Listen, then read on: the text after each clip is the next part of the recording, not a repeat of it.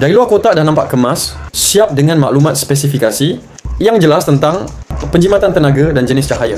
Bila kotak dibuka, terus nampak lampu LED con ni tersusun elok, saiz dia padat tapi nampak solid. Aku pegang, rasa ringan. Aku bilik seluruh bahagian, memang jelas ni jenis yang fokus pada pencahayaan sekata. Aku pasangkan mentol ni pada extension E27. Senang sangat, pusing sikit je dah masuk. Lepas siap pasang, aku sambungkan extension tu ke soket dan terus on switch. Kali pertama on, keluar cahaya putih terang, memang terang sampai satu bilik menyala jelas. Aku off sekejap, on kali kedua, terus keluar warm light yang lebih lembut dan cozy, sesuai untuk suasana malam. Lepas tu aku off lagi dan on kali ketiga, keluar gabungan dua cahaya putih dan warm sekali, bagi efek seimbang dan selesa untuk mata. Aku tutup lampu bilik dan tengok dari jauh.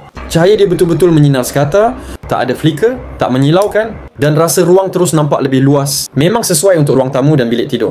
Kalau kau nak lampu yang jimat tenaga dan boleh tukar suasana ikut mood, ini memang pilihan yang tepat. Segera check out sekarang sebelum stok habis.